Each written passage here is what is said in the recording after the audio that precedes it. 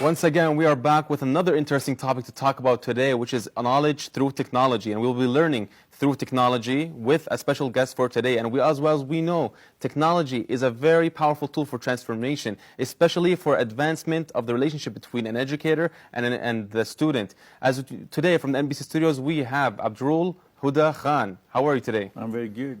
How about you give us a brief introduction about yourself? Well, my name is Badrul Khan. I originally from Bangladesh, came to United States in 1981, did my undergraduate degree in chemistry, got my doctorate in instructional system technology, and became the professor at the University of Texas. And later on, I served as a founding program director and the professor at the George Washington University, Washington, D.C. And I write books. You're an author. Author, and especially in the field of e-learning. E-learning. Okay.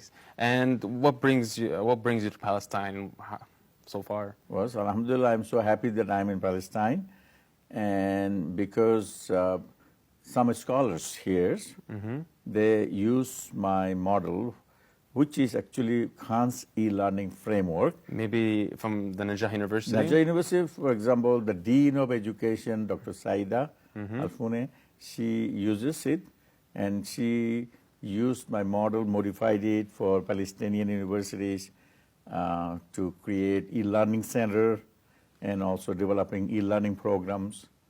So I'm very happy when I was asked to come and visit. And give a small workshops and keynotes, and I'm happy to be here. But I'm curious, why do you focus on e-learning? What brought your potential to this topic? Well, you see, E means electronic. Exactly. And learning, that we know, the learning. So E is a tool. Could be radio, television, computer, laptop, and your smartphone. These are all E. Yep. And learning is something that we know how to learn. So we use the E technologies to convey our messages for learning. That's what we call e-learning. And you know, the whole world, I have a television show called Digital World for the Fox 5 Plus in Washington, D.C. Yes. It's named after me, the Khan's Digital World. So we are in the digital world. So we have so many tools, technology tools. Why couldn't we use it for learning?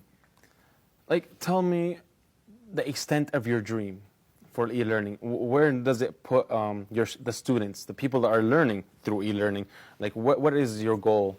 Well, it's not my goal, it's the goal of the students should be, because we are in a global economy. Oh, yes? We are the knowledge worker. Someone from Nablus here in Palestine in West Bank can be a knowledge worker. He or she can learn using technology. She can take a course from Canadian University or US University or University in Asia. So she or he gathers the knowledge. Now, he or she becomes a knowledge worker in the digital world. Students with knowledge in e-learning learn and gain their degrees in their subjects of their choice. So it's flexibility. Flexibility, and also they can work as a knowledge worker remotely. The whole world is one global village. So it's like, instead of looking at the world as a very big, hard place to communicate in, e-learning brings you the flexibility to bring, to make the world a smaller place. A small place. It gives you the flexibility to learn on your own pace, own time, anywhere from. That's magnificent. That's magnificent, because people sometimes don't have the time to go take a workshop because, let's say, for a job or family reasons or personal reasons, so they just choose a slight time, maybe before we sleep. Maybe we learn before we can go to sleep. That's magnificent. And one good thing is that after you're learning through e-learning method and your own flexible schedule, later on you can even work flexible way. And about you said you were an author. Tell me about yourself as an author. What did you write? And well, I'm an academic author. You know, first I wrote the book, actually edited the book, which is called Web-Based Instruction. It is 1996 publication, 1996, And because of that, I have the credit of being first introducing the word web-based instruction in the world. And later on, I have written many other books in web-based instruction, web-based training, flexible learning, and I have gained the recognition as the founder of modern e-learning by the NATO, North Atlantic Treaty Organization countries, and the symposium they awarded that. So with that in mind, I just have a new book came out. It's got 2 awards by AECT, Association for Education and Communication Technology Association, awarded this book by 2 divisions as the outstanding book. So this is based on my e-learning framework. That's amazing. This is Khan's e-learning framework. So by doing this, you know, once you get a foundation how to create meaningful learning using e-technologies, then you keep writing and writing. And I am very happy that in Palestine universities, especially in Al-Najah, professors are familiar with this framework, and they are creating meaningful learning for students. You know, you have a competition. Like your main competition is like doing the opposite of what you're trying to prove, which is, you know, media and technology is also developing. And the youth, instead of using e-learning or learning topics about e-learning, about learning, they use media for wasting time. Yeah. Like, and that's a big competition for you. In fact, today, when I was giving a talk, someone asked me, can be social media distraction to e-learning? I said, it can be, but we need to look into social media, why students or young people are too much into social media. Maybe there is some magic to it. So why couldn't we borrow this magic and use it in our technology, use it in learning? 100%. And they would be attracted to e-learning. And alhamdulillah, e-learning is the way to go, because it's never going to go away as long as you have electronic devices. Using it for learning, e-learning is going to stay forever. Well said, well said. And in Bangladesh, are you working on any projects? Well, since I have working on e-learning, and my book has already been translated into 23 languages. Wow. The Arabic one came from Damascus, Syria, 2005. Now they are doing the second edition from Kuwait and Iraq combination, they're doing it.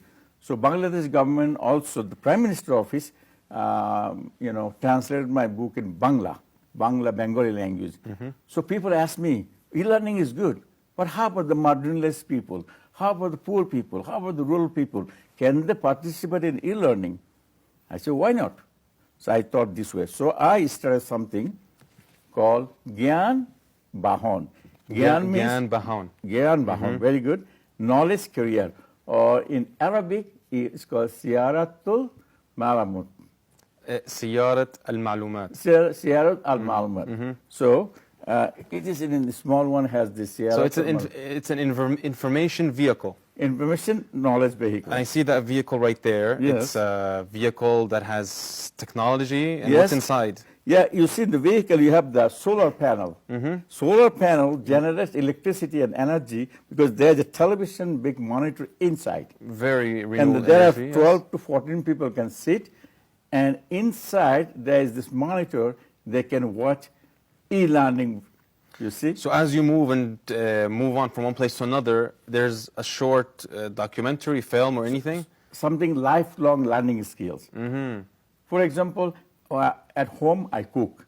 So most of the time, lentils and milk, when I forget and it overflows, my wife say, well, you can put a wooden spoon on the top of it, it will not overflow. Okay. That's the knowledge. So she saw it somewhere in Facebook, you know. So that knowledge. So basic life skills. Life skill. Yes. So when people are riding on this van, and they can ask the driver that, do you have a video that I look for a job? He will search for it, and they will display on the monitor 3 minutes video. And we can have a display, overhead, you know, this projector. If you take it to the village, many people can see it. These are all educational, lifelong competency-based video, they see it, they can practice. So you're themselves. literally looking at the future where you want everyone to gain knowledge wherever they go. Moving, standing, sleeping. And also, yes, also this vehicle is donated by the donations from local people.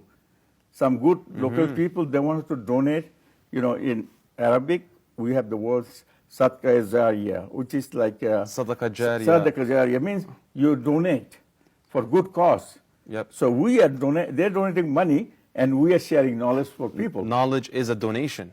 Also, we are providing knowledge, they are providing money to build it. And we recognize their name. Because of you, all their photos, this vehicle has been possible. And then, inside, we show the knowledge we gather from, not necessarily from the professors, knowledge we gain from normal people, then others can learn from it. And we use the e-learning, see what happens. Inside is octagon, you see. That is my model. So every video that we create, they are conform to these octagonal dimensions. And this becomes, whatever I show you, are e-learning snippets, the small videos based on that model. So it has objectives, it has activities, and one can go home do it. All right. Thank you, Mr. Khan, and I really appreciate you for educating us on this topic. I feel like it's very well needed, and the entire world should put their hands together for this to make it develop, and make it happen, and make everyone more aware of basic life skills that we are actually missing. So, where can we find you? Well, we have a website which is called Gyan Bahon. So you have gyanbahan.com, and this is Bassam Blahed, everybody. This is an NBC Journal. Follow NN.ps or NBC Journal on Facebook. See you next episode.